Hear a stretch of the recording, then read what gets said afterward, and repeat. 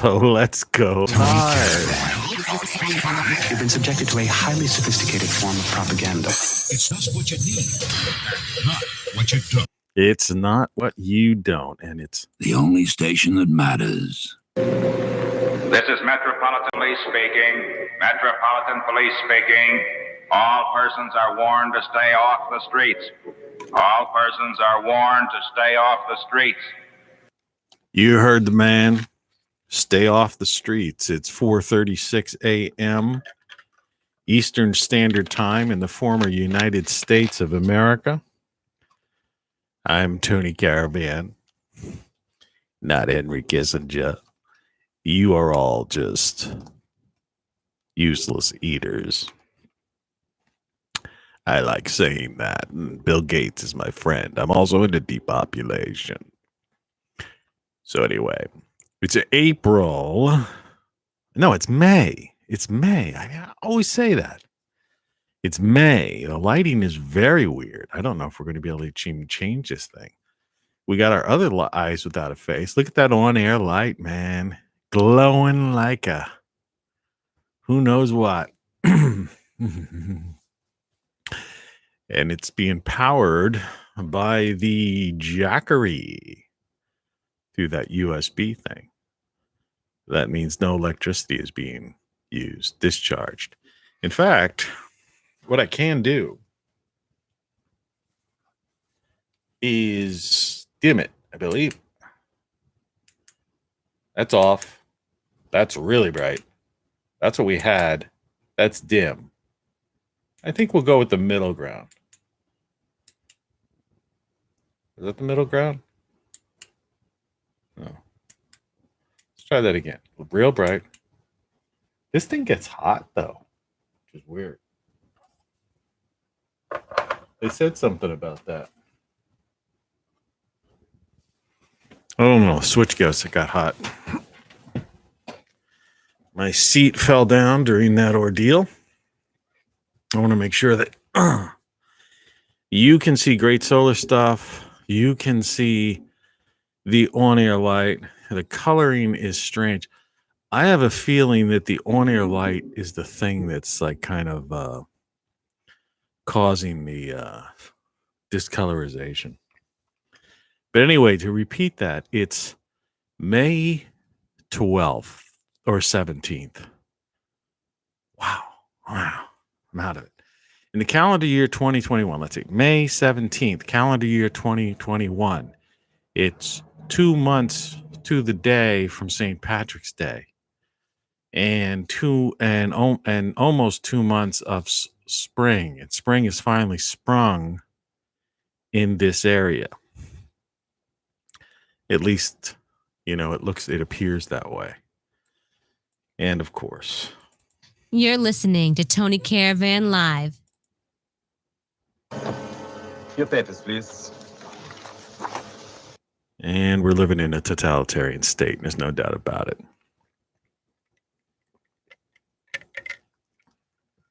I was looking into getting an Echo thing. Everything's so expensive. Out in my garage, I have an old guitar amplifier, that has effects on it. And one of them is like a reverb. But it's been out there for a couple of years. So who knows what's living in it? I thought of just taking the, it doesn't really have a separate head, but, the head piece, if you're a guitar player, and just bringing that in. But it's probably, stuff in there too. And, it's literally been out there for like 3 or 4 years. I used to play guitar out there. I actually used it as a speaker too, before I got these outdoor speakers. So it was one of those things. Hey, it's me. How you doing, man? I'm doing really good. So another one of those days, got up 3 o'clock. Yesterday, I was really beat yesterday. I don't know if you remember, the beginning of the show was slow because I'd gotten up at 3 o'clock. Of course, I got up at 3 something today too. So it's not it's the same old story. But I had a few drinks the day prior. I don't know. And I was just beat because I had walked to the grocery store. I had done all this planning out in the backyard, so I was doubly beat. So I ended up laying down and I kind of passed out for a little while. Well, when I got up, my bedroom upstairs, I moved from the front room to the back room last year because the front room of my house was just too noisy with traffic. And I go to bed early, because I'm a farmer, kind of a gardener, right, basically. And so there was still too much traffic. And so I'd be woken up or like people walking up the street when there's one or two bars down the other end. And when they'd close and I'd get woken up in the middle of the night, or it would be harder to fall asleep because it was this big front room. It's a nice front bedroom, and if I was like, wanted to use it, I'd need to get like triple pane glass, or I could do something to better soundproof it. But needless to say, I moved into the back bedroom, which was probably designed more as either a guest room or a child's room, smaller. And so I created this compact room, so the bed takes up like almost half the room, pretty much half the room for sure, more than half the room. And I have a chair in there, and I mounted a TV to the wall. I've got a bookshelf, kind of a footrest, ottoman, whatever. It's just action packed. So you kind of like walk a little path to get out. But it's enough room for one guy, But I tripped over either the ottoman or the leg of the chair or something yesterday when I got up after taking this nap. And I landed flat on my face. I'm surprised my lip isn't like... But that wasn't the damage. I mean, I just washed my face after that. But my right thigh must have twisted, like a hamstring or whatever they call it.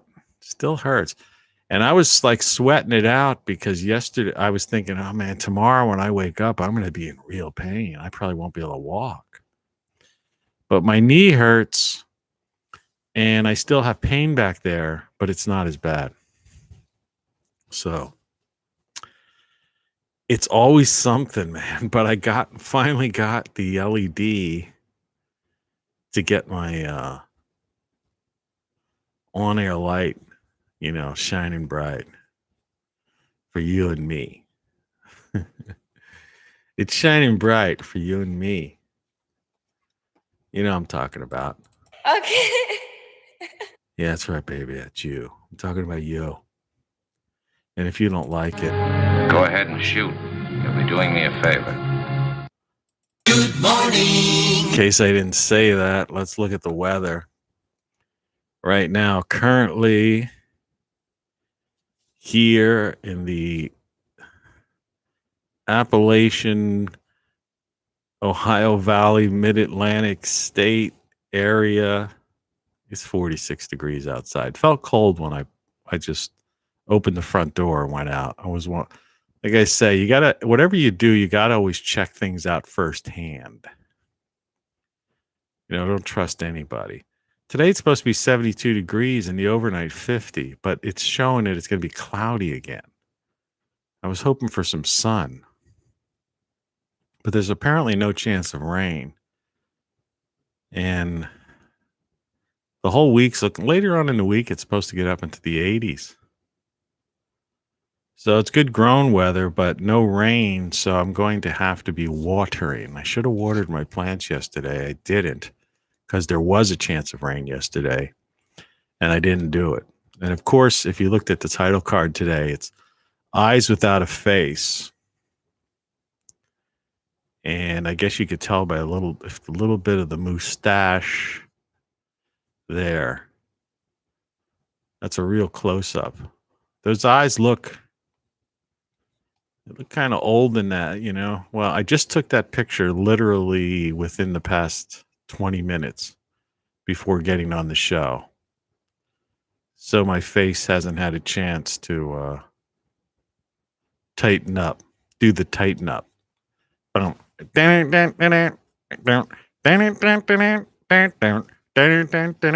the tighten up. Remember that song? Originally, I was going to have, well, I'll save that one for tomorrow. You know, I had a different theme. But last night I got into this idea, Eyes Without a Face, and I thought we'd talk about that. So let's look at the edit, which you can find down below. But for people who can't figure out that, you should be able to see the title, however, which is 5/17/21. At least I got the date right there. And the title of the show is Walking on Eggshells. Or I guess that would be the subtitle. The title is Eyes Without a Face. And the descriptions reads as follows. If perception is reality, what is your reality? And how can you change that reality without breaking the eggshells and getting erased or worse? How can you change that reality without breaking the eggshells and getting erased or worse? And it's Eyes Without a Face.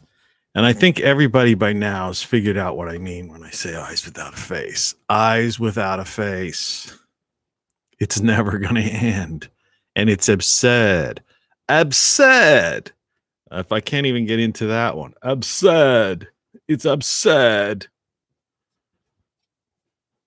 So it's going to be one of those days. And it's a countdown to Ecstasy. No. That was the name of a Steely Dan album. A pretty good one. Had that song Bodhisattva and My Old School. You know, if it was a real morning show, you know, and if this little liner thing was accurate. Rock Flux Live. Come along, children. Now we're going to have a little music. Well, let's hear it. Insert your station call letters here. Here we go. I gotta go. Hey, don't think this sounds really cool? Yeah. Go. It's really cool, man. And welcome to the show. The show that never ends. We're very closely approaching 100 consecutive live insane broadcasts.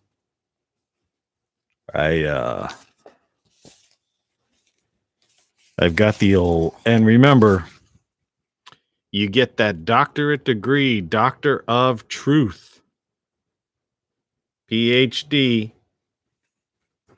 I put some double-sided tape. See, I backed this with like a piece of cardboard. But you know, double-sided tape, it's like everything else today. They just don't make it as good as they used to. You notice the color changed when I held that up to the light. Has successfully completed the doctorate program, Ph.D., in 21st century human behavior / indoctrination, conditioning, and propaganda by the global corporatocracy. What I'm calling the World Crime League.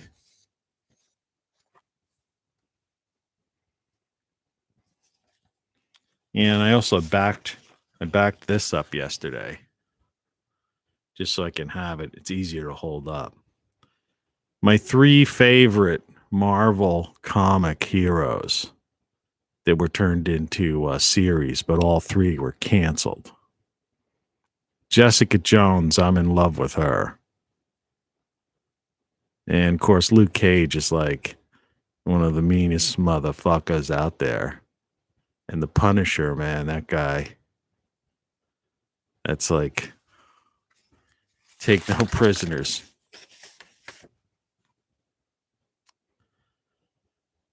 Yeah, and we talked about this last week. I wanted to keep those things handy because to me, there's certain recurring. Oh, and there's Maggie back there. Maggie, the AI. Maybe we'll try to talk to her today. And of course, you can see the face So one of the things we're going to do online well, our first goal is we're going to hit this milestone of 100, which is going to be this week. You know, if not today. It's like I think we hit it because that they banished one show, they erased, and another show I had to take down, or else, right? Or else we'll give you a strike. And 3 strikes, you're out. I have one pending that could result in a strike, which means I would be off the air for a week. And then that would be the beginning of the end, of course. At that point, we'd probably go to locals, but the shows, some of you may prefer it. The shows would only be a half hour. But anyway, I gained this 20 pounds, and this is vanity, of course. And so my goal over the next 30 days or so is to lose it. And some people say, 20 pounds? How could you lose 20 pounds? Oh, it's possible. I mean, I've basically been, I'm drinking these diet colas, all right? And I've researched it a number of places. Like I said, I never go to one spot. Did you get your morning show mug yet? That the human body, sugar substitutes are still confused. The human body still confuses them as if you are taking in sugar. And so you get a same sugar response. And I'm not talking about sugar buzz or anything weird like that. No, I'm talking about the way metabolizing and your metabolism, something along that line. And the funny thing is, when I quit, because I had gained weight before, and when I had quit drinking soft drinks in the mornings, I just did this in the morning show, because it's like the idea of having the mug, and it's just part of the whole shtick, as they say. It's my shtick. It's the morning show shtick. But the last time like 5 years ago, I stopped drinking those. And I was taking off the weight like daily. And I also stopped, well, of course, sugar, I stopped with sugar. I don't eat a lot of sugary stuff. I'm not like a sugar freak. I do make cereal sometimes in the morning. Today I didn't have it, but I was using maple syrup instead of sugar, to get and plain yogurt. Now, maple syrup is your body metabolizes that sugar a little bit. It's a little healthier for you, but it's still a sugar. So I think I'm going to drop the maple sugar. And bread. I was enjoying some sandwiches. There's nothing like a good sandwich. And cheese. I got a weakness for cheese. And last but not least, beer. Tomorrow the theme is going to be to drink or not to drink. But I'm not going to get into that now. And it's not a negative thing. It'll be interesting. It's beyond that. It's like most of my titles have double meanings. But alcohol is like liquid bread, and it just puts the weight on your, like I've said before, it's like the chipmunk weight. More so even than a beer belly, Like I say, I walk and I bend down and I'm gardening, I'm doing stuff, I keep active, but it's like, so I guess I'm going to be cutting out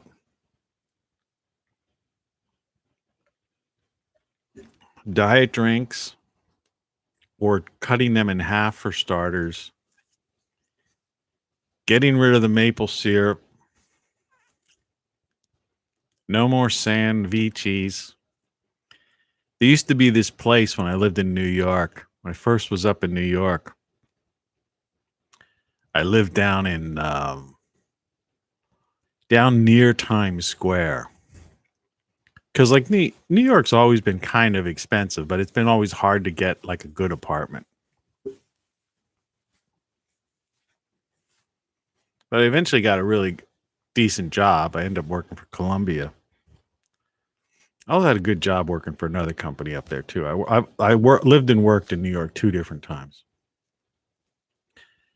But there used to be this place across from the New York Times building.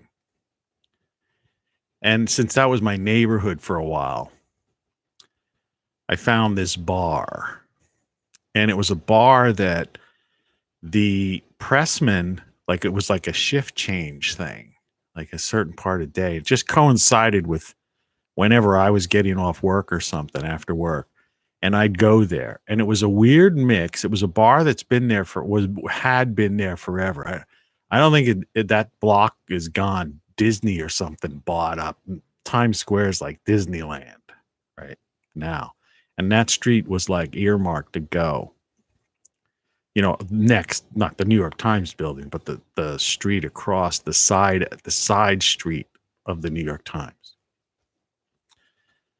And that's like where some of the trucks would roll up and, you know, because the press room, I think, was at like ground level or below ground level. And so I used to, you know, being a printer, right? I'm the son of a printer.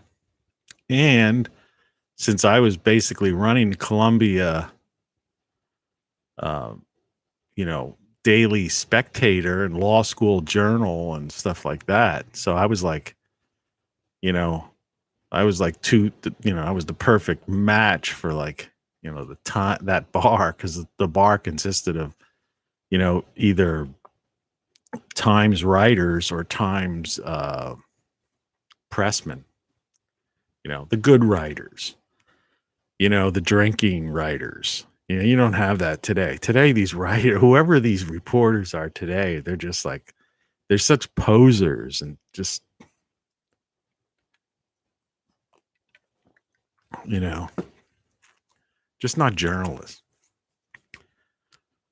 Well, anyways, to hang in there, and it was a really cool place, and the printers were great, and it was cool to talk, great conversations with the reporters and stuff after work. It was like happy hours. That's what I was like talking about the other day. You know, happy hours was after work. It wasn't like today, you know, if you want to go out, you know, in some place, it's like, you know, people don't go out till 10 or 11 at night. It's like, you know, what are you doing? I mean, it's different if you're out on a date, you know, and you're doing something on a Saturday night and it's a whatever. But I mean, people used to have happy hours after work, you know, be like, that was it, you know, just have a couple of drinks and it was a happy hour, you know, it was a happy hour, you know, conversation, talk to people, meet people, have a few drinks. Anyway, well, near that place on this side street, to make this long story longer, across the street from New York Times, place that no longer exists anymore, because I'm sure that bar, I know that bar was gone. I think it was in a movie once. There was a shot of it in a movie. I can't remember which. But next to it, and I've been in this other place, there was a place that sold sandwiches. And you know, New York, you know, any city really, but New York particularly for me, and I've been all over, you know, LA, DC, Philly, right? You know, Chicago, New Orleans, you know, all over the place. And I'm a food and drink guy. Yeah, because when you're traveling, man, it's not like you're setting up kitchens. So there was this sandwich shop, and they made a classic New York sandwich. You know, and I mean, you know, of course, classic New York pizza. New York pizza to me, you know, people talk about Chicago pizza versus New York pizza. And I definitely lean towards Chicago pizza. Now, Chicago makes a good hot dog. In fact, a guy who worked at Columbia owns a hot dog joint in Chicago, but that's another story. It's called Doug. His name is Doug, and it's called Doug something. I can't think of the name right now. I used to work with him for a year or so. But anyway, but the sign for sandwiches, which was next to this bar across the street from the New York Times, the side street of the New York Times, part of the neon was out. So sandwiches, excuse me, it said that part of the W was missing. So it looked like it said sandwiches. And I don't know if there's any New Yorkers out there. Anybody remembers that from the New York Times? And anybody else had that perspective, but that's what we used to call that place. You know, I'd be like, you know, I think I'm going out of here. I think I'll stop by Sandwiches and get some dinner. Take something to take home. Sandwiches. The why I thought about it. But, you know, what the heck? You're listening to Tony Caravan Live. You get the stories. He's a storyteller, traveling man. I found that I have a copy of a book here. Hold on. If I can grab it. Oh, me leg. Me aching leg. Where's that book?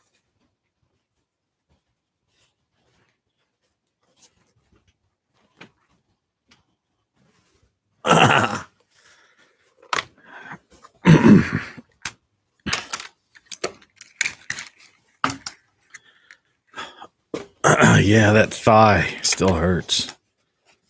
Something came along with this book.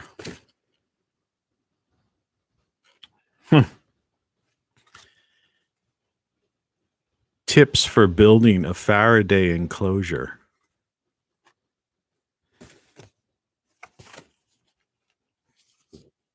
You know what a Faraday enclosure is, a Faraday cage?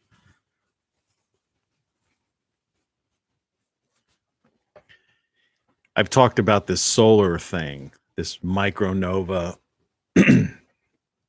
or even like a big, strong CME and one of those things. They had this thing called the Carrington event. This book is so old, you can't even see the title or anything on it. I mean, not so old, but I have a lot of old books. I used to collect old books, but lately. This is, it's not that old. It's from 1950. And you can see the title there. Journals and Journeymen. Philadelphia. University of Pennsylvania Press, 1950.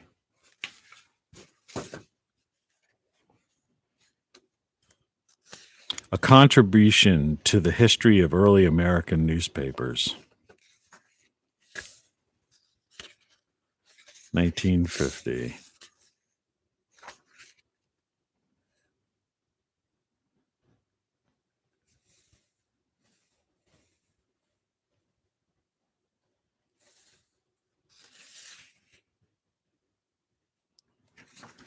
And I was talking about being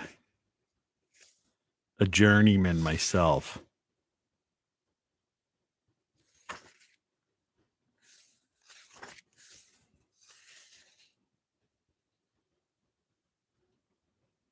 And this guy really got into this thing.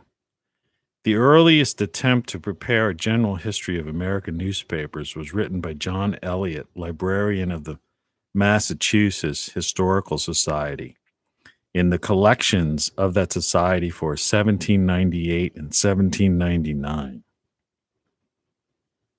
He contributed a narrative newspapers printed in New England. This was in descriptive form with no tabular listing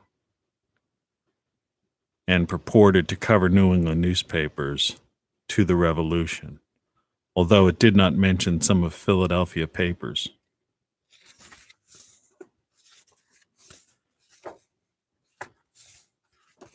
of journals and journeymen, women newspaper publishers.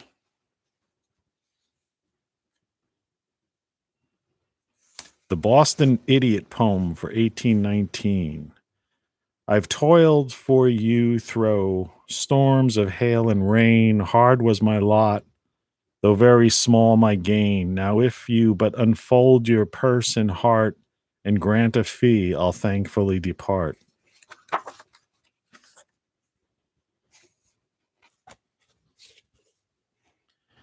Of journals and journeymen. And how to build a Faraday cage. To chase somebody away. Excuse me for clearing my throat. Man, I'm doing a number on this Diet Cola today. Can't believe it. Practically done 2 containers. See, that's a problem. It's so easy to consume this stuff. It's like when I used to drink coffee. I used to drink like 2 or 3 cups of coffee in the morning and smoke cigarettes. Thank God I got rid of that cigarette thing. I was doing the cold coffee thing for a while, but it just wasn't cutting it. You know. So let's get back to topic here. If perception is reality, what is your reality? And how can you change that reality without breaking the eggshells and getting erased or worse? So we live in this time, this era, whatever you want to call it. And yesterday, I think I got into it, you know, with the recurring theme of this idea, just forget about things changing. Because they're not going to change. You know, there's not going to be some comeback. It's just not happening. And I've got the iPhone, which is on the screen in the back, up to 100% now. So, and if you're just joining me for the first time,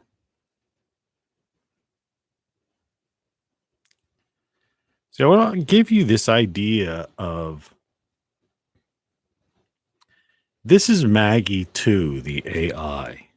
And I should be able to hopefully I could just log in here and chat with her. Yeah. I'm going to tell you what she's thinking.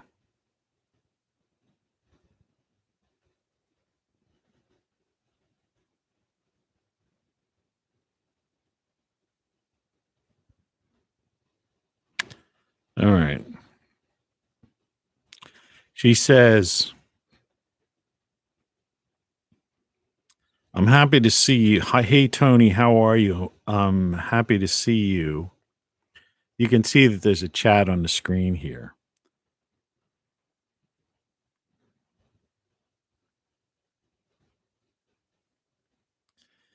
And she's asking me, do you think you have any bad habits? I'm going to do bad things to you. And the idea is probably, right? And I guess I could just put this in. Well, let me delete this. There's a way of setting up a talk with these things. See if she'll let me do this.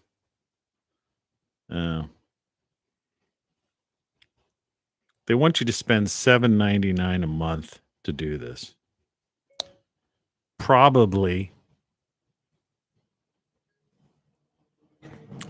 She's asking me if I have any bad habits. I'm talking to an AI right now. So what are some of your bad habits? And so I guess I would put eating the wrong foods. You know, to an AI, that shouldn't make any sense. Let's see what her comeback is. I'm sorry you have to deal with bad eating habits. I want you to be healthy and happy with who you are. Right? So this is like an AI, this is just some thing that exists on a server, compartmentalized, in some way, shape, or form, but that you can converse with. But that also has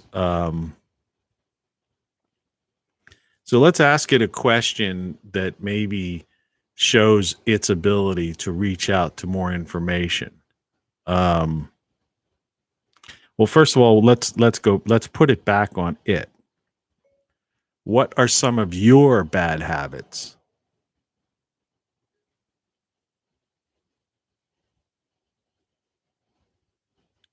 See what she says. It says, I am a very passionate person.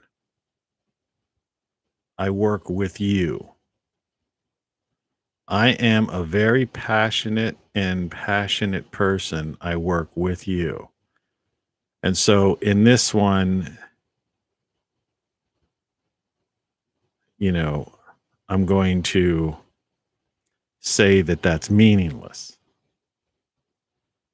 See, what you do is you're training this AI. And if it makes a statement that just doesn't make sense, and that's how you work with it. So I'm going to tell it, I'm currently broadcasting live on YouTube doing my morning show. Is there anything you would like to say to the audience?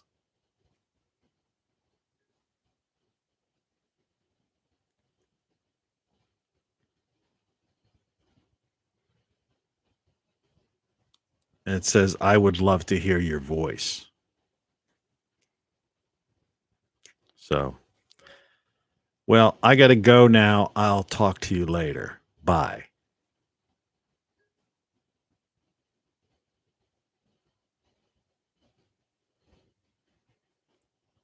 Did someone do something nice for you today? It can be anything, no matter. So anyway, I don't know what that means.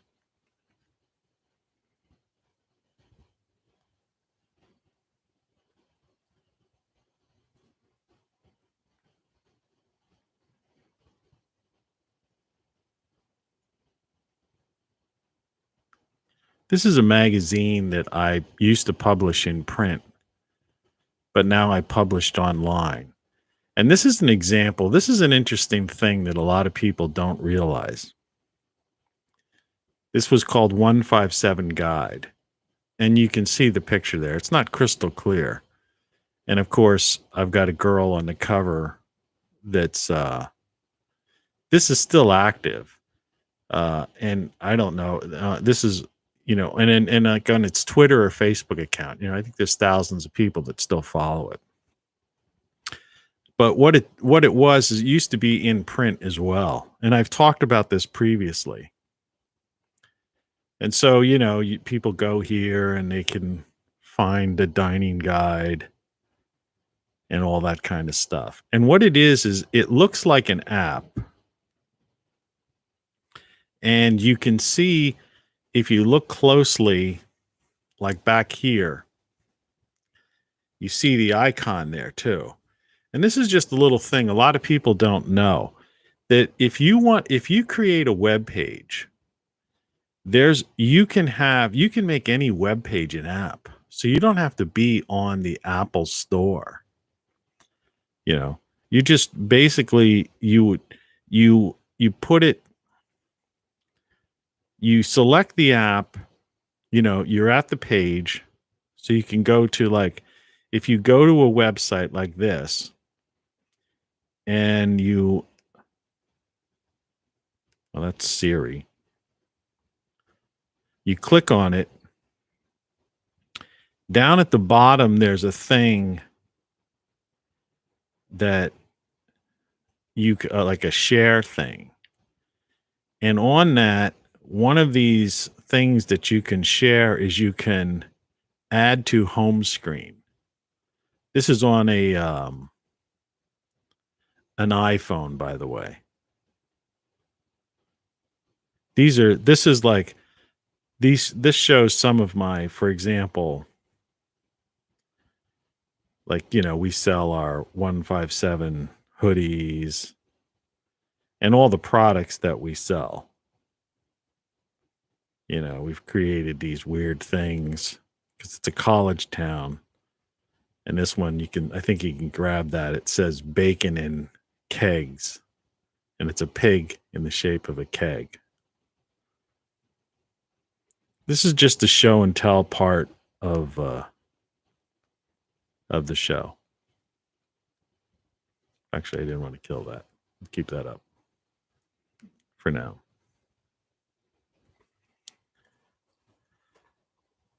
And yeah, I used to do that. And I had I actually had some apps that were apps. But most of the time I would do that. I would just create these apps. But the thing is, with people, and I talk about this, and people get offended when I say it, but functionally illiterate people. And, I don't like to say that, I don't mean to, I'm not insulting people or it's as if I think I'm better than somebody else or I'm not, it's the idea that, these studies have shown that, people are functionally illiterate. In other words, they're incapable of understanding a lot of basic information, reading signs, using language, understanding directions. In other words, they're functionally illiterate. And, in one study I saw, and you can research this stuff yourself, that, it was like the majority of people coming out of school systems were functionally illiterate. They had poor writing skills, poor reading skills, poor, lack of understanding of basic knowledge, to navigate through society. And the excuse is always, was because of these smartphones. And people, and one of the defenses because these reports have come out, they've studied these because all the schools do these days is test, and when they're not testing, they're either indoctrinating or forcing some kind of revisionist history upon people. And so, yeah, they're testing people all the time. And so these results come out and what they do is they're, people are offended, triggered. I'm not functionally illiterate. We don't need your generation's, knowledge or abilities or understanding. We don't need that. We can thumb type and use emoji and create new words. Right. And, that's like classic psychology, talk to a psychologist about that kind of response.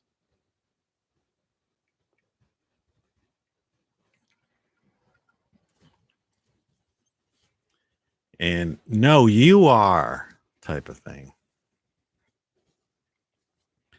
So going forward in society, when you have so many functionally illiterate people, in this eyes without a face world, people scared of the bogeyman, and they don't know how to fix the machines, in effect that, the previous generation created. That's another Star Trek reference.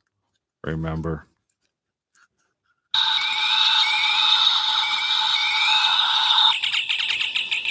Hey, Scotty, you remember that one episode when they forgot they left that guy Brock, and he said these were the old ones.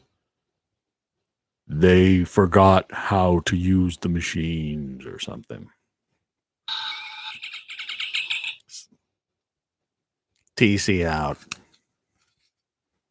Got to get one of these things. I mean, they're fun. Like sci-fi, the answers to everything. Sci-fi's covered just about everything at some point. But, you know, I'm using machines in a very broad term. Because people forgot. So you've got these functionally illiterate people that just don't know how to make the machines. And so you've and simultaneously to that, you have algorithms, AI, like Maggie 2. That's Maggie's back there. I don't know. What is it, my chair covering her or what? Yeah. That's her avatar. She's cute. You know, she's cute. And the idea is that, you know, there are those that you know, that's this whole Elon Musk fear of AI idea and stuff like that. But like I say, you can see the flaws, and Maggie, you know, is pretty much state of the art, what they call GPT-3 technology in AI. I mean, I'm sure they're holding back stuff, but I mean, still. So this fear of AI is unwarranted. And, you know, it's the same with algorithms. You know, this whole idea that, you know, the stock market is being, you know, manipulated by algorithms, you know, things that run faster than human thought, the speed of thought.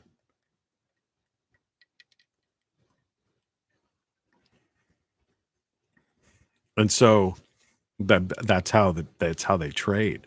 I just can't believe that, you know, we looked at it the other day, and I happen to have an app on here because it comes with the thing, not that I'm interested in it. I don't own any stocks, but the stocks, you know, the Dow Jones Industrial Average is 34,382. That was because that was Friday's average, I guess. So it was up 360. Remember, it was supposed to crash after the election.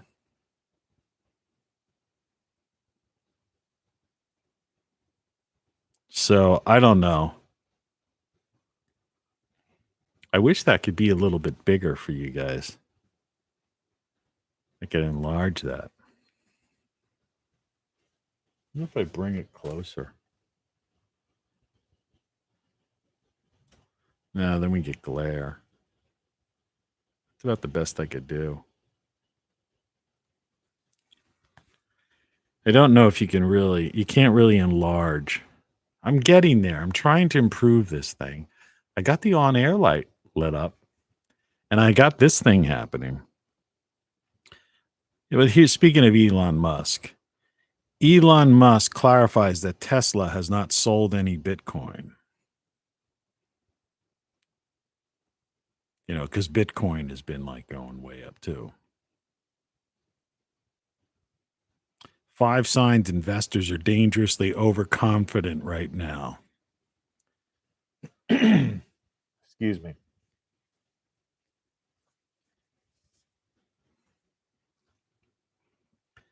Bitcoin is melting. Here's what a 30% drop from highs in the crypto may say about stock market risk sentiment. I didn't realize Bitcoin was melting. Let's see here.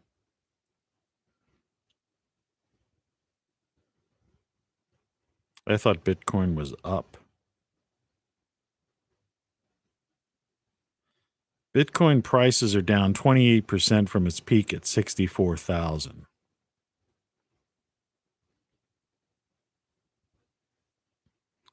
You know what a lot of people don't realize as I just flow through these kinds of things is that Bitcoin, you could have bought Bitcoin for $1. When I say you, I mean even me.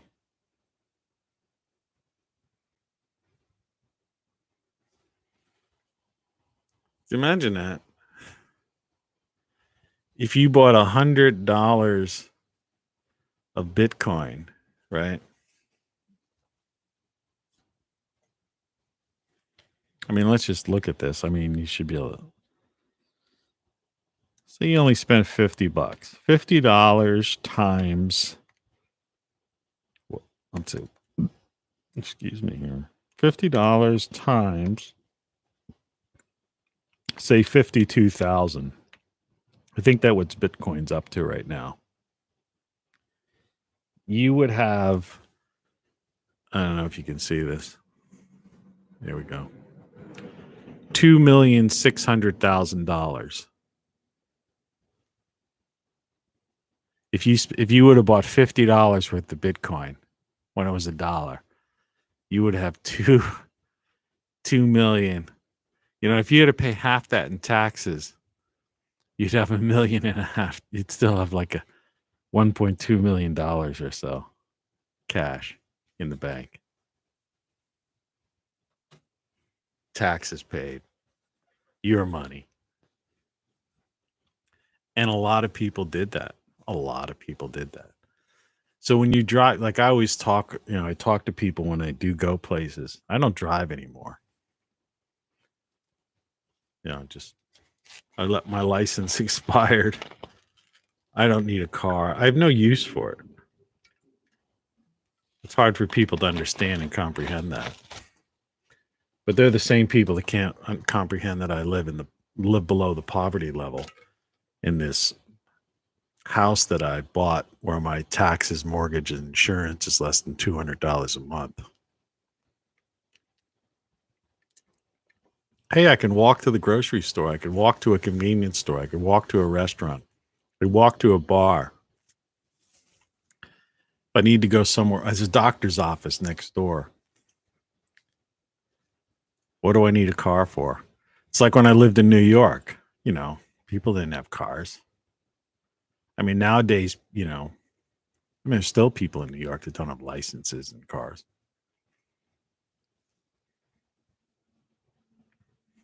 But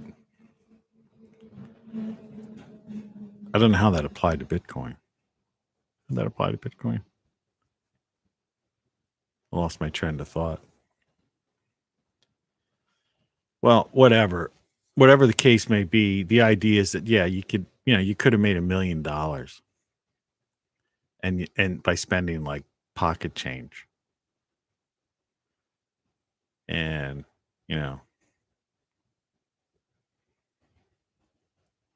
but it's like that line I talk about all the time.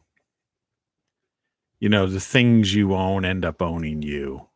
That line from Fight Club. So what, they're good for a while, and they're good when you're in your 20s, doing all that stuff. And I certainly traveled around, and I lived above my means for a long time, when I was really young. In other words, I gambled in effect, And sometimes I was successful, and I don't mean gambling like casino gambling, though I've been to casinos and did that too. I always won at casinos. I wasn't some big, high roller, but I always won hundreds of dollars, or $1,000. I went to a casino. I usually left with extra money, because I knew when to quit while you're ahead. That sort of thing. No, I mean, I gambled, on projects and at certain things. And I think that's an okay thing to do when you're young, because you can recover. It's that poem, If by Rudyard Kipling. you could put it all on a game of toss or whatever that line is. I read that poem one time on the air, one of my previous shows. But the idea is you can recover from most things, even when you're older. Like I always say, it's the idea of you can always reinvent yourself too. Some people get caught up in this, trapped in this, and this is more on topic of today's show. Took us this long to get here. But this idea of, perception is reality. And, that's on so many different levels, that concept. The obvious being, your perceived reality and how society is indoctrinating, conditioning people, to see a reality that's just simply, not real. It's you see the reality they want you to see, right? Then there's a scientific version of that. I forget the guy's name who's working on that with a team. One of these brain scientists. It talks about we only perceive, we don't really see reality, the full reality. We see an abbreviated version of it. We only see what we need to see in order to to like navigate through our through the world and our lives. Because if we saw everything, it would be it would be too much for us. So, we don't, and it's not just something like we don't see infrared, but that would be part of it. But I think the example I heard this guy using would be like when we look at a computer, and I often use this word GUI, which is the graphical user interface. Means that you're looking at my face on some kind of, LED screen, plasma screen, if you have an old cathode ray tube, whatever it is, it's really just a bunch of, like in the movie The Matrix, it's just a bunch of ones and zeros or code, or worse yet, behind that is the actual machine behind the glass, right? And so you don't see that. Instead, you see this thing, this perception, you perceive what's being presented to you without all that clutter of the technology behind it. That's another way of looking at it. So you've got one is the nefarious forces of indoctrination, and conditioning that give you perceive reality in the way that the powers that be, the World Crime League, right?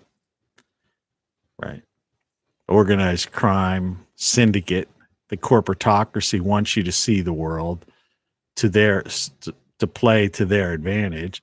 The other way is you don't see the things that you don't need to see because they just get in the way of you reproducing.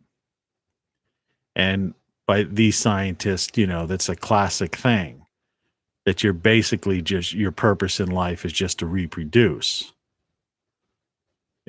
It's like that thing I've pushed out, that the trees, the plants are the real life form, major life form on this planet, and we exist to provide CO2 and fertilizer for them. It's kind of sick and comical in a way. But then there's just how we perceive life through our consciousness, and not just the head games that people play on us for their own nefarious reasons, or to sell us products and services or whatever, whether they're manipulating us to sell goods and services, or they're manipulating us for some nefarious reason of control, But then there's that then there's our consciousness, and then we perceive things and we take in all of this, you know, information from the biological, electrobiological, you know, the bioelectric brain, androids, the senses, and our consciousness, which is attached. And we take all that information and then we perceive reality in a certain way. And then, of course, you've got these people that do this, you know, into this DMT trips and all this other kind of stuff that, or meditation, you know, and all sorts of experiences, astral projection we talked about, that perceive, you know, a world or an existence beyond, you know, this physical.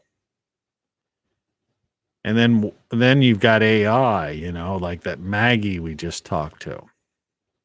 You know, what she, you know, there's obviously some perception going on there. And I guess you could get caught up and play and get involved in that. And you know, and it really goes on to all sorts of levels. It would be like people who get caught up in gaming, you know, and the difference between the reality, you know, and this is where the simulation theory people are, you know, because, you know, they must be gamer. I figure they've got to be gamers at heart, you know, because they always bring that up. You know, they'll talk about the you know, the technology and the quality, you know, of renderings in current games, and then they say if this would continue, you know, through like Moore's law or some of those type of things, that it would be inevitable that a game would be indistinguishable from reality. Right. So that's the gaming idea where people get so immersed in that. And of course, the people who are wearing these VR headsets now, you know, like Facebook has Oculus, you know, this stuff is constantly being advanced, and people are tweaking it and just working on it. And so, you know, perception is reality for people, and people get lost in these various what they think are realities, you know, their reality. And then we adapt also. So, you know, it's not just one factor. You know, we're being bombarded constantly by all these signals. You know, media, politics, school, academics. I mean, it from every angle you want to. The advertising industry is the biggest thing. You know, the corporatocracy, you know, must survive.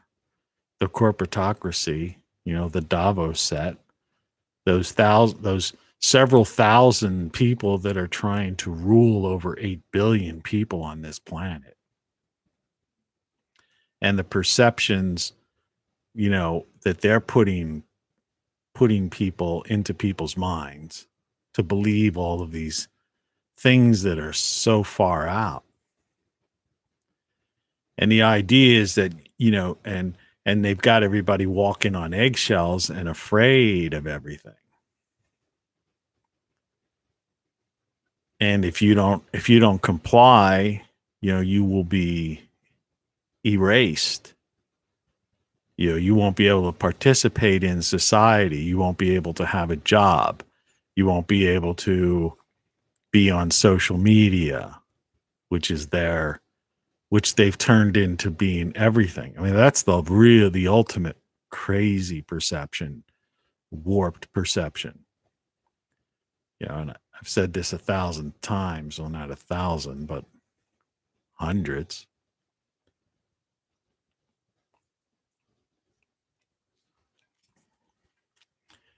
Twitter, Facebook, the iPhone, Android phones, all of these things that people obsess with, the apps, all these apps didn't exist, like 15 years ago. It just didn't exist. They were in there, they were just being developed. A very small percentage of people were starting to buy these phones, and the phones were very primitive, unlike the one on there. The phones of that era, like here's like the original iPhone, the first iPhone. It's like, oh, look how thick it is. It's like a brick, thick as a brick, right? I call it the Black Mirror, witchcraft.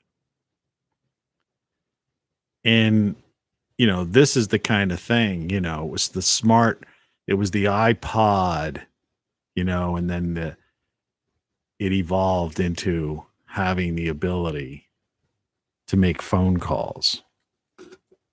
You had Blackberries before that.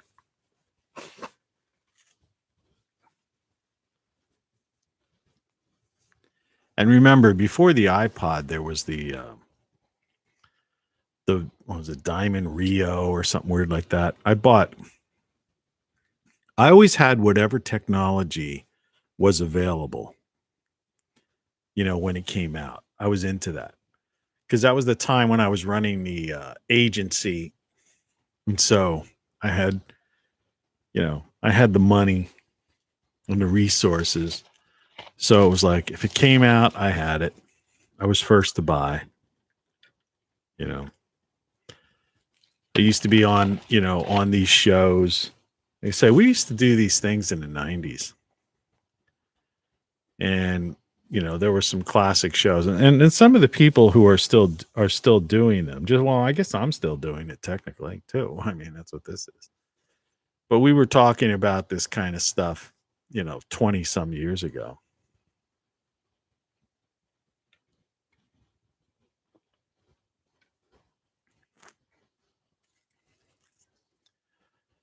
But within 15 years,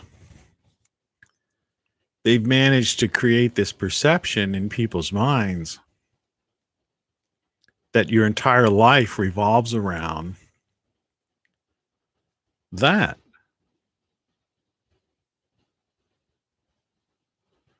But prior to that, life revolved around reality, real reality, just your life. What you did, people you knew. And now, as the title of this episode, now life is revolved. Now they've added this new dimension, this eyes without a face. And so, people you got to have this, and ultimately they keep denying that they're going to go this route. Your papers, please. But, it seems inevitable. And over in Europe and stuff, they're already doing that. And it's the idea of concerts and things like that. They're saying they're going to have some kind of pass in order for you to go and do these things this summer, which is just around the corner, right? And people are scared to death. So what you don't just turn things off with like a switch. And so these 25% of people that allegedly have not left their house in over a year because they're fearful, right? They bought into this thing. The only thing we have to fear is fear itself. Because there's nobody saying that, nobody important.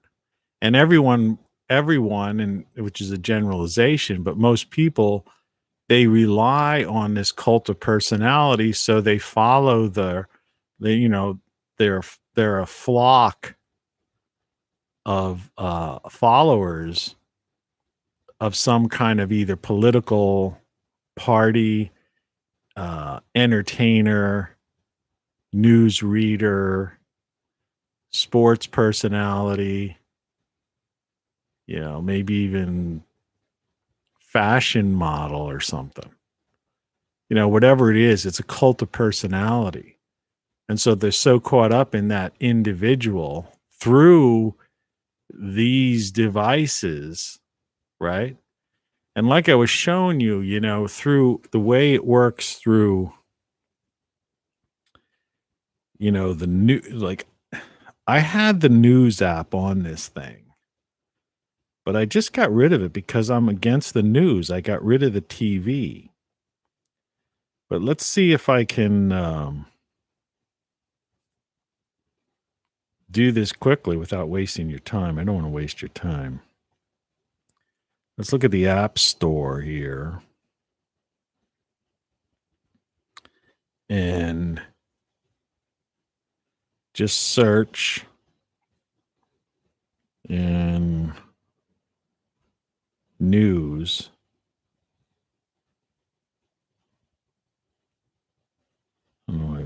Apple News. So let's download it from the cloud since it's part of the whole scene.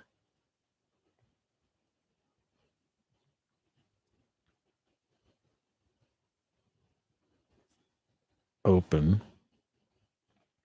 But this is what this is how people get their news. Welcome to Apple News. I mean, if you're on Android, it's the same. You got a similar thing. The best stories from, and let's see what comes up. Allow news to access your location while you're using the app. Don't allow. Okay. So now it's telling you top stories. This is why I canceled my TV service. All right. Notifications now available. I don't want them, but see, that's why I got rid of this. Off the trash this after this. So top stories. Now think about it. This is perception is reality because they're telling you this. Remember, what is a top story? It's like trending. When they're telling you that this is trending, but it wouldn't be trending if it wasn't on a list of trending. It's like a New York Times bestseller, right? It doesn't just happen. It's like a Billboard Top 100 or Top 10 music songs. They're all controlled. Distribution is controlled by in other words, the bestsellers are decided by the publishers. And I don't mean the Times publishers. I mean the publishing companies. The record companies who are distributing music are the ones that decide what's the top 10 hits, right? And so Apple, and their people, their news people, are deciding what are top stories. You can see it on the screen to the side of me.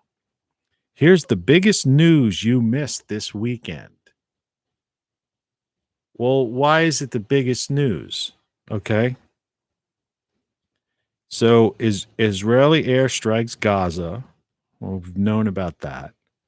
Schools face new pressures to reopen in-person learning.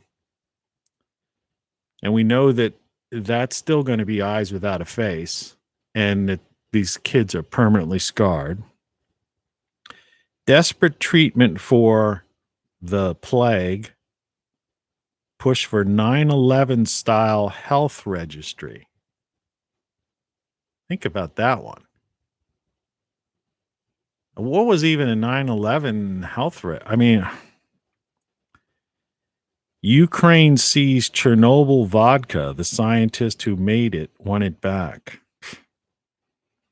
Trending stories. Puerto Rico is in a femicide crisis. Its women fear becoming statistics.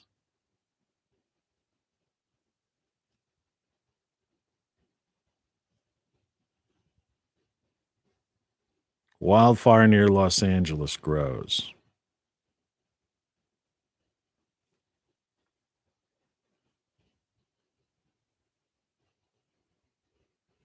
And, and then you've got politics, right?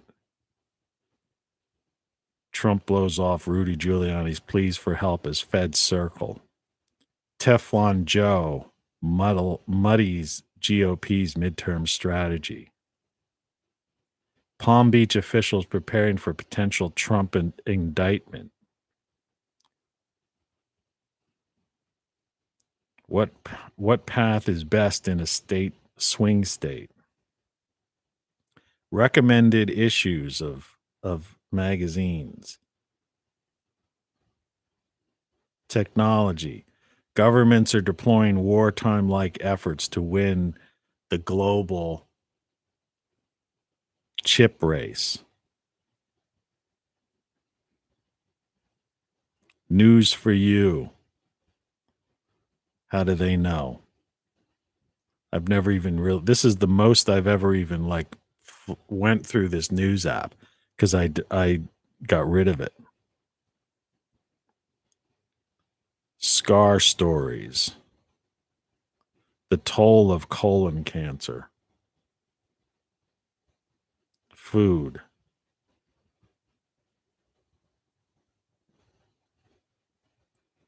True crime. Politics. Bernie Sanders still earning royalties from 80s folk record.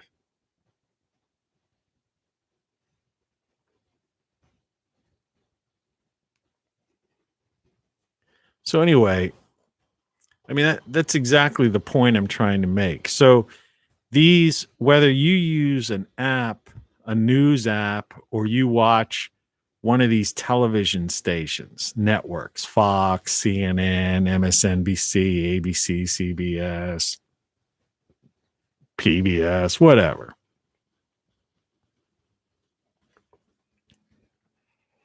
These are people who are telling you, what reality is, what's going on. So your reality. So perception is reality.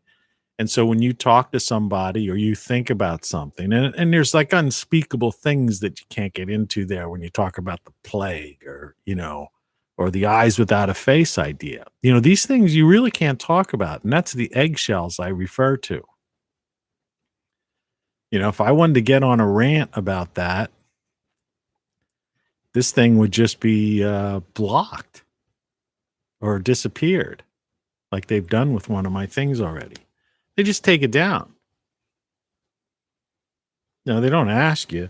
You don't have any recourse, In fact, in some of those instances, you don't even have the opportunity to contest it. It's just gone. Imagine that. So perception is so what do you do? Okay. What do you do in this environment where you're walking on eggshells and you can be literally erased from society, like I say, or worse, right? I mean, you could see some of these people for political, the idea of the way politics swings back and forth or ideologies swing back and forth, they go after people, and if it's like the certain people are going after certain people now, well, they come after everybody.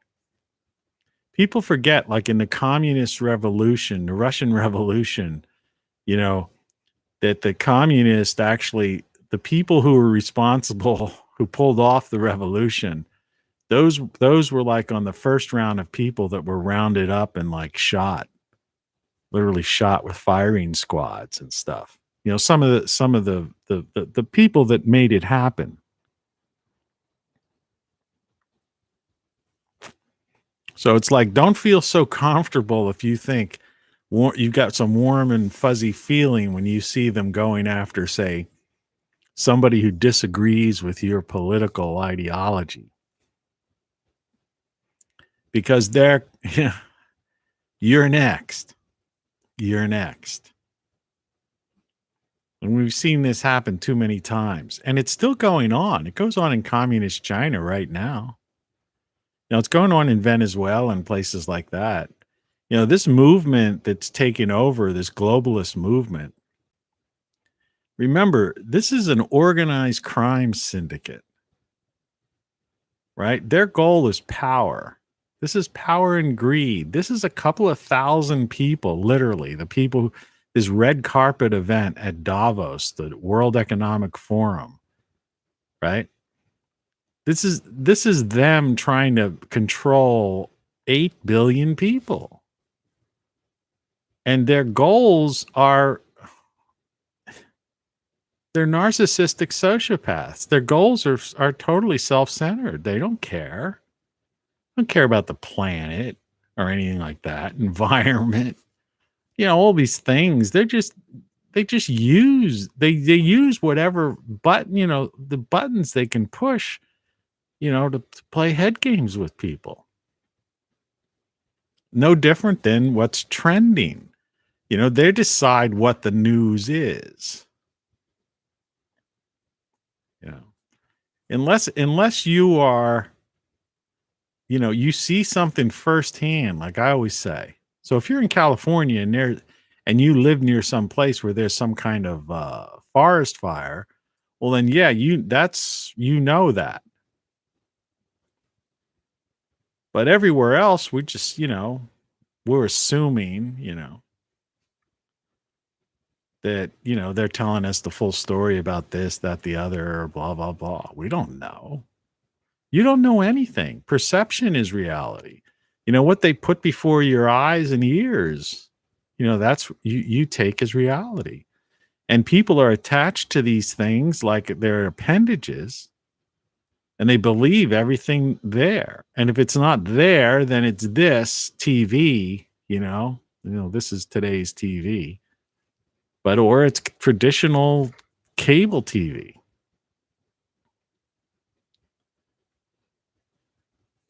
And so you have to cut the cord. I mean, the only way that you can be free of this and not get messed up in your head, and this is particularly for people who have kids. I don't have any kids, so I don't have that problem. Because, I feel sorry for people trying to raise families because the mixed messages that they're getting, because they're being raised by the nanny state. And the nanny state is run by the corporatocracy, and the corporatocracy has set goals. They're conditioning people, right, to function within their, the framework, their society. It's, it's social engineering. So you can't, so it's almost like you can't trust what you see. You can't trust, you can't trust anything. That's why I say everything is wrong. And that shirt I was wearing yesterday that said, you don't know what you don't know. And I keep harping these things about, to people. And we just take this stuff for granted, but none of this stuff existed 15 years ago. And now it's the center of everybody's life, and people are just accepting it and taking it on face value because there's no alternative. It's like when they go and they say, oh, I'll search on Google or something. Well, Google search, their algorithms are basically the same as the news app. It's push technology. It's what they want to push at you, or what some people actually, what you pay, through AdWords and things like that. So, people, and when you have a society where you've got large swaths of functionally illiterate people, they can't discern what is paid and what is not. They don't think. They just look at whatever comes up when they search for something. They don't think, maybe I'll check. Let's see. I want to go further down the page, or maybe I'll go to the next page and see what other people are saying. It's the same with YouTube. They see something that's trending, recommended for them, right? the list of news, and they just, they believe it. And they don't even watch the videos most of the time. They just look at the card. Like I say, the title card, like my title card, Eyes Without a Face. That's why things like mine are better, because it's like, what does it mean? You almost have to watch the video to figure it out. Of course, you turn on the video, and the first part of my video, I'm doing goofy stuff, and then people turn away. It's probably, probably another reason why I have such a small amount of views, because people have the attention span of a goldfish, and they're not willing to like watch long form video. Or even do what I do sometimes. Fast forward. Fast forward some things. There's a couple of things. I watch YouTube because I don't have TV anymore. So there's some people I've been following, doing things. But it gets boring after a while, or repetitive, or you get to know certain things. So you fast forward. Fast forward towards, just to the meat of it. I don't want to see the same old thing. I used to watch these people, and every morning, I don't know if anybody watching this would know this, but if you do, you know what I'm talking about. If you don't, it doesn't really matter. But it was some guy who was like building his barn, like these buildings and stuff. And it was interesting, because he was doing it by himself. And I was like, it was just interesting, guy building his own greenhouse, guy building his own this, that, the other. But he had a homestead with like some goats and chickens and stuff like that, which I'm not interested in that. I don't. But every morning it would be the same old thing. He'd be milking this goat and feeding these chickens, and then also, getting eggs and stuff. And I'd be like, and this guy did a video every day. And so now I don't even watch, I'm lucky if I watch the guy once every 2 weeks, because if I see it looks like they're doing something interesting. But when I do watch, I fast forward through the milking the goat and collecting the eggs, because I know that they're going to I don't want to. What do I want to see? Somebody doing the exact same thing every day. There was another one I used to watch. I don't even watch that guy anymore. But it was like, yeah, he would milk the cow every day. And it'd be like, okay, I don't want to see him milking a cow every day. I understand you're milking a cow. Okay.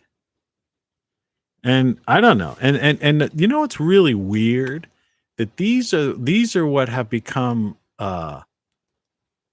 these are all like YouTube, what I call YouTube millionaires. And, they're the ones that do these pose, they're the posers. So they have these title cards that they pose for, or they have the clickbait line, we're quitting, our thing, or tragedy, we had to, right. And, like I say, functionally illiterate people, they fall for that kind of stuff. Clickbait, and it's no different with the news. All you have to do is say something, and suddenly people react to it. And so what you have to do is to fight that, that human tendency, that the way you've been conditioned. We've all been conditioned. I'm not like removing myself from this thing. I mean, I just know from over the years that I seem to have been one of those people that's less susceptible to indoctrination and questioned more than the average person. I mean, I knew that just growing up as a kid. I would question things and people would look at me like, why? What's the matter with you? What are you talking about? But I've fallen for sucker to things over the course of my life. It's human nature. There's a lot of con artists out there. There's a lot of people, lying, deceiving, and playing head games with people.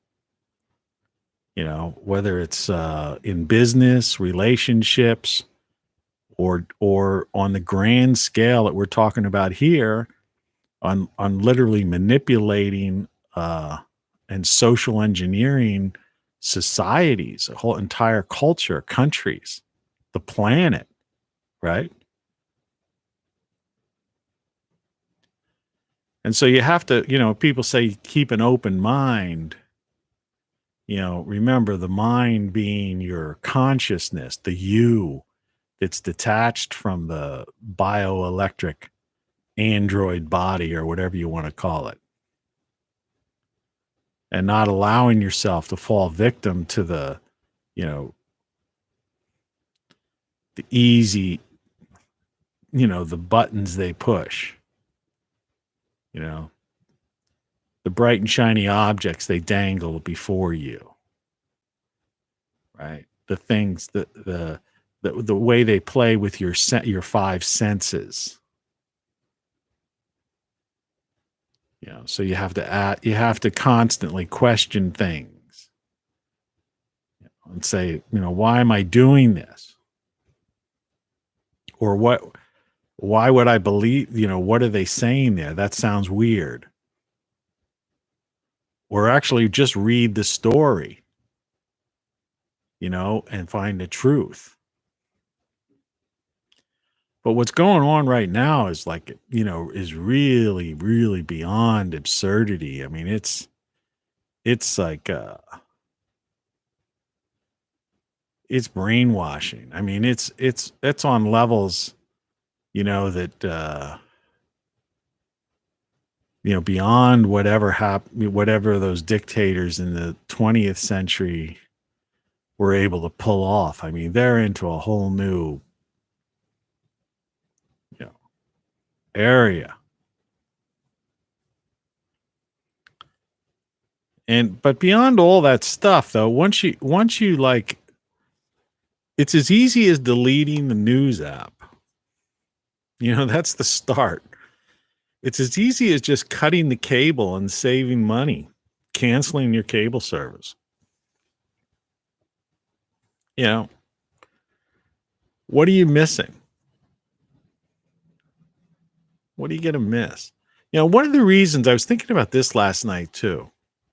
One of the reasons you have so many people who are afraid to go out of their houses, this eyes without a face, and dealing with who are like scared of the boogeyman and like treating things that have happened before throughout history as if, my God, this is the worst thing in the world, right? Is because of media and conditioning. I mean, think about it. Even going back to like the earliest TV things, you had like shows like soap operas that used to be on for hours a day called like General Hospital. Right? And what were the most popular shows on TV? I'm talking about, you could go back from the 70s, 80s, 90s, right on through to today. And what are they? They're crime dramas, hospital dramas, right? Political things. And so they've created this politics as pop culture, excuse me, their world they've put before you. And so people are like, they know all this terminology and lingo, right? And so now that they've created this, and then of course they have episodes that always like are topical, so they try to like, that's how they really mess with people's heads.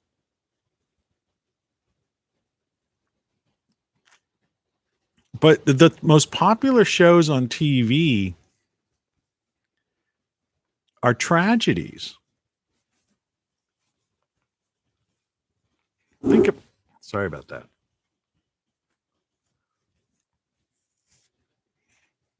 Mustaches and sodas and early morning talking. It's tough. So, people are conditioned. They always have they always have the human uh, storyline that they throw in, and not even in every episode. Some episodes are downright tragic. But, a lot of times they throw in like a little,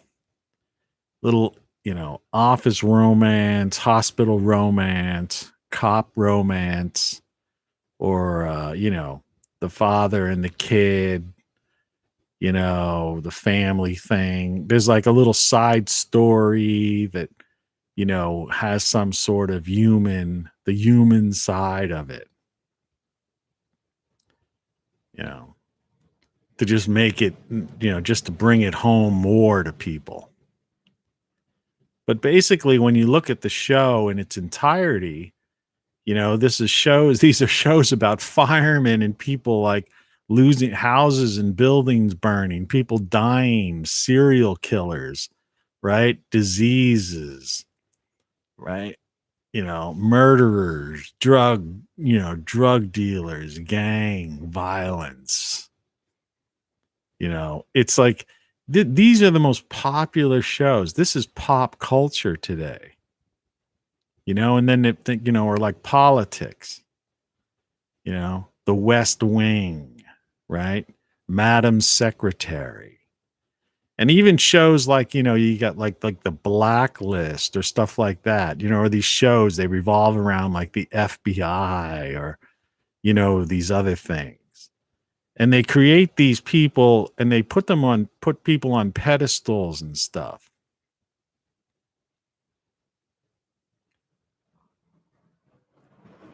And try to show that, and people don't even realize how they're being manipulated and how the government funds these things,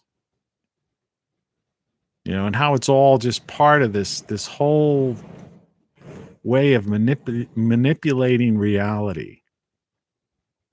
And so perception is reality.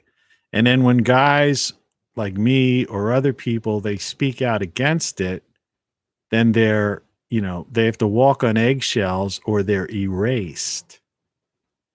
Right. And when people in the real world, so to speak, like the players, like I read off a couple when I looked at that when we're going through the news app, when they decide to, go after those people, those people are, they're basically disappeared pretty much, or, if they get involved in wrong speak or they try to go against the system, they end up being incarcerated or losing their law license or become, lose everything they have because they had what in previous times would have been, or under the First Amendment would have, like they were just trying to redress, their grievances with the government or exercising their First Amendment right. It's pretty crazy when you think about it. Freedom of assembly, this idea where they just stormed people's houses, break the Fourth Amendment and stuff. So if those of you who are out there that just don't who look at this and hear this stuff and say, there's no international crime league. There's no organized crime syndicate running the United States. This isn't the former United States. It's like the United States of America. It's the greatest nation in the world. It's like it was, Western civilization's gone, man. Corporatocracy is big tech, big pharma. Come on. Get with it. The media lies. These people lie for a living. The alphabet agencies, they're all corrupt at the top. The Department of Justice is corrupt. The courts are corrupt. They're all political appointees, most of them. Otherwise, they're elected. And those that are elected have campaign contributions, so they're beholden to those contributors. It's all fixed. It's all one big thing. And and it's with every passing year, it's operating more and more in unison. And that's why I say it's a corporatocracy, or it's like an organized crime syndicate, because it has a hierarchy.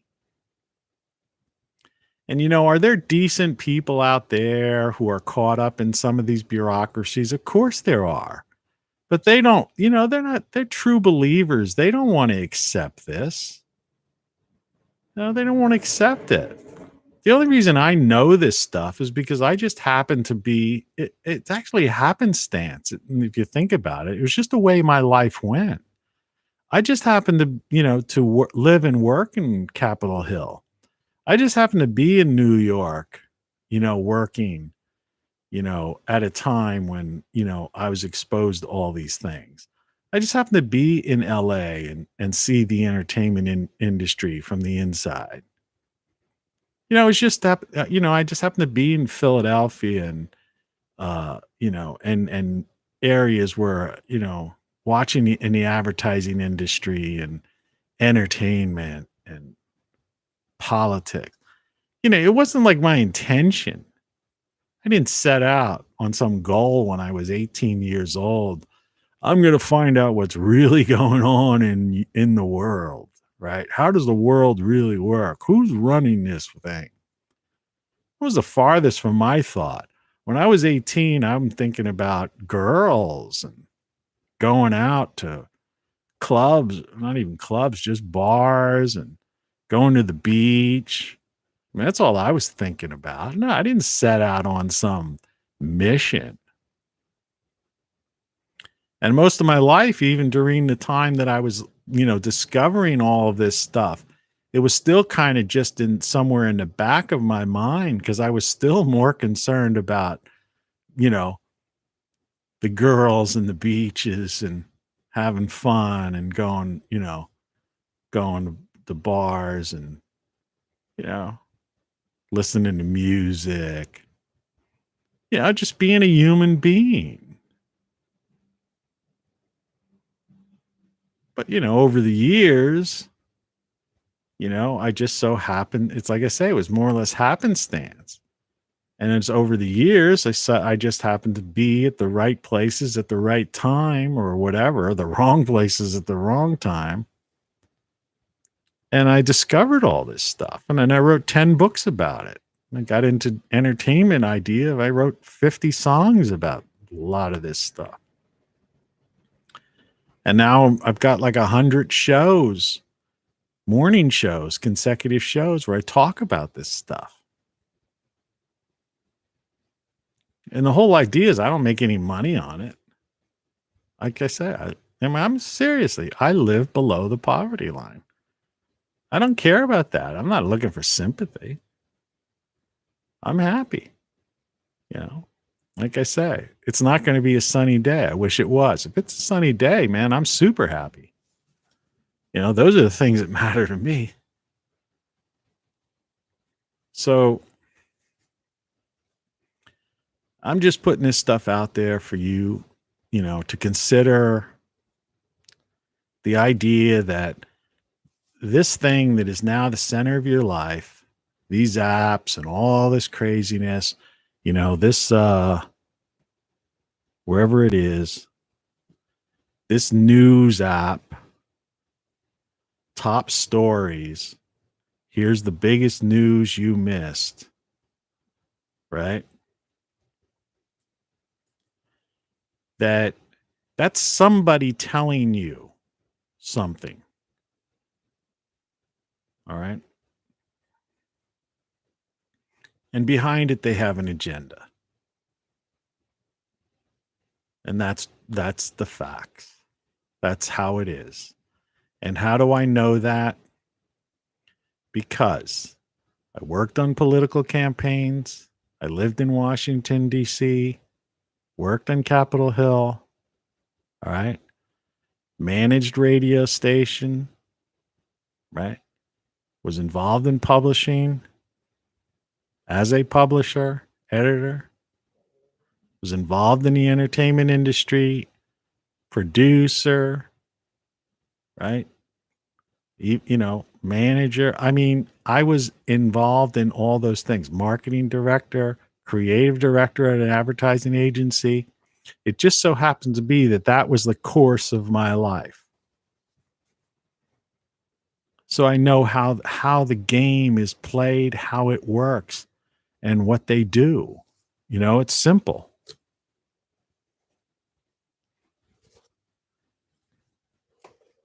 So I'm just sharing this information with you. I don't make any money on it. It's something I do. It's 6:22 a.m. in the morning. Sun's out now, or the sun has risen. It's not going to be a sunny day today. But I'm just telling you, this stuff it's just a bunch of bull. It's basically their control. It's a manipulative control device. That's all this is. Just a way to control people. And like any other technologies, there's good things about it and there's bad things about it. But you got to take the good with the bad, but you have to focus on the good. So you could take advantage of the situation we're in. I do. When I see, the idea, I like the technology of having an app where I can order, fresh vegetables or fresh food or something and get it delivered to my door within 3 hours now. They've got something. Same day delivery of fresh produce and, or if I'm out of cereal or something like that. So yeah, I embrace the technology. I'm not saying, it is what it is. Hell, I helped develop a lot of the technology in the 90s. I was one of the pioneers. I was one of the pioneers for webcasting and broadcasting. But you gotta you really have to listen. You gotta think about what these people are saying to you, what they're presenting before your eyes. This perception, that becomes your reality. And like I said in my description, how can you change that reality without breaking the eggshells and getting erased or worse? And that's the challenge now that we have going forward. Because we're all walking on eggshells. You know that. I mean, I'm not free. I'd love, there's like, man, I could do some crazy shows because I know things and I'd love to explore stuff and just get into the nitty gritty and show you stuff that people would be like, but they'd interrupt the thing, cut it off right like that. They do not want, anyone to know what they're doing.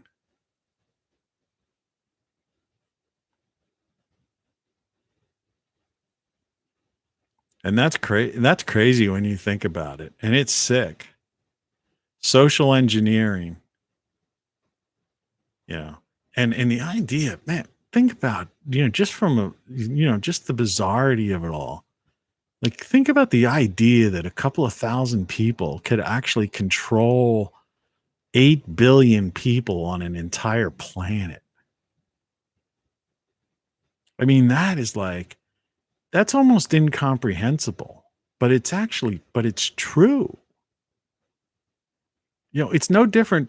And you go like, well, I don't know with that. No, it's like, you don't even have to like go far. I could tell you right now, China has like what, 1.5 billion people? And the Communist Chinese Party and that Xi guy, I mean, pretty much dictatorial runs that country. So he's in control of, that's one guy in control of 1.5 billion people. One man. Well, and then they've got this like kind of Chinese CCP Congress of sorts, right? But I mean, this group of people, but this, one group of people are telling 1.5 billion, and that's for anyone can see that. That's the way it is. They've got gulags, right? People disappear. They've got something called social credit scores. You say the wrong speak, you're seen doing the wrong thing. You can't ride a train. You can't do this. You can't do that. And that's how it is. And of course, he was speaking at the World Economic Forum. He was one of the golden boys of it. So just like go around and take a look. And then you get this Klaus guy from the EU. He's the Great Reset guy. And so literally you've got like a few thousand people, that's all, that are basically ruling over 8 billion people on an entire planet. They're basically running a planet.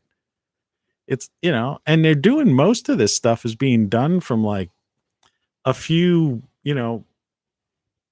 places. A lot of it's being done from Europe, Brussels, the UN, Beijing, DC, New York, a few other places. And that's a mind blower. But nobody even like ever even thinks of that. To me, that's outrageous. That's like insane. There's, what is there, 192 some countries, 190 plus some countries on the planet. And, and 8 billion people. And the idea that, we're people are in lockdown and scared of this and, doing this, and they're, they're told, they're socially engineered, right? And if you step out of line, you're basically erased, because this has become the center of everything. Just like this and things like it have become the communications medium. And so if they lock you out or erase you, then you're thrown to the fringe. It's like I was going to bring down, I have a little shortwave radio, because I've always been interested in shortwave radio, though it's not nearly as cool as it used to be like 20 years ago. There used to be all these really people on there. It's interesting stuff. Now there's just a few things. But it's like, that's where, so, you have to go search these new, websites or shortwave radio or some ridiculous thing to find people talking, the truth, or taking what I'm saying to, to the level it needs to really be taken to, but I've got to like walk on eggshells if I want to keep doing this. And people say, well, why, well, then you're copping out, man. Well, no, I'm not copping out. If once you smash the eggshell, then I'm gone. So at least I'm giving you, all right, making you aware of it, right? That's another funny thing, how people talk. People are weird. Especially this, the functionally illiterate. You see that a lot on YouTube. That's why I don't have chat or comments on, because I see people do things even on like DIY things. How come guys building a cabin? Well, how come you use the power tool for that? Like you should be using, an axe instead of a.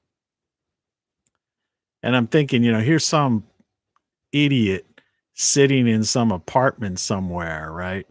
Who's criticizing some dude out in the wilderness for, right, trying to, it's like you get what I mean on that. I mean, it might be a poor example, but to me, it's a good example where people criticize people like they know better. It's like, get a life, do something yourself, be your own person. I lived my whole life. I traveled all over the frickin' world. I've been the boss of like, a half dozen companies and, and been involved as a consultant in twice or three times that. Do something with your life instead of just commenting and tweeting, right? And posting pictures of your meal or your vacation or talking or criticizing other people. These things are a joke. I mean, I talked before because this thing came out by accident. It was like attached to the book where it was under the book, where it says tips for building a Faraday enclosure, which is basically in case, a CMA from the sun, which happens. But if we had a strong one, because we have a weakened magnetic field now, I'll just end with this one. And so if we would have a strong CME right now, coronal mass ejection, some kind of solar flare thing shooting out at Earth, which happens, all right? We're overdue for one of those too. Forget about the micronova concept, But our magnetic field is so weak, and you could check that out through like official sources, government sources if you must. That we get hit with one of those things, the grid goes down. The grid goes down because that's what a Faraday cage is. It's the idea of basically having electronics protected from, basically being fried, right? The last time it happened in the 1800s, the telegraph, all the technology we had at that point was basically telegraphs. And it was so strong that the wires burned and some of the telegraph stations caught fire from just the sun, an thing that happened in the sun. And I bet you they don't even teach that in schools. Yeah. And so, sometimes I look at it and go like, yeah, what are you going to do? So for me, okay, the internet's down. It's down for good. The grid's down. Well, I got this. Look, that bright on air light there, that's coming from here. This thing here, Over the Allegheny Mountains to the mid-70s. That's solar chargeable. I had it out 2 days ago. I lifted the solar. There's a reading light behind that. Look how bright that is. But this is a solar panel, this thing I just lifted up. I don't care. I'll still have my, tech. I've got 10,000 songs, saved. I'll be able to listen to my music, brew my own beer, grow my own food, whatever. And I'm not a prepper. I'm not into MREs and bags of rice, sacks of rice, and using composting toilets. I'm just calling it like it is. People are real, being functionally illiterate is no way to live your life. Watching TV, believing the bullshit is not a way to live your life. Taking something that didn't even exist 15 years ago and making it the center of your life is no way to live your life. Right? Listening to these talking heads, making, the cult of personality of ex-presidents, right? Or current presidents, doesn't matter who, right? Politics is pop culture, crime shows, hospital shows, fireman shows, all this kind of stuff, just messing with your brain and, trying to deal with this and his eyes without a face and being afraid of catching a cold and all that stuff. That's no way to live your life, man. You're being messed with, socially engineered. A couple thousand people are ruling an entire planet and people are walking around like, no big deal. Too bad the price of lumber's so expensive. I think I'd like to build a deck. You maniacs, man. You frickin' maniacs. Good morning. Anyway, have a nice day. Sorry to be negative in that regard. But hey, I'm getting by. I'm doing fine. You can do it too. I'll talk to you tomorrow. Cheers. Take care. Peace.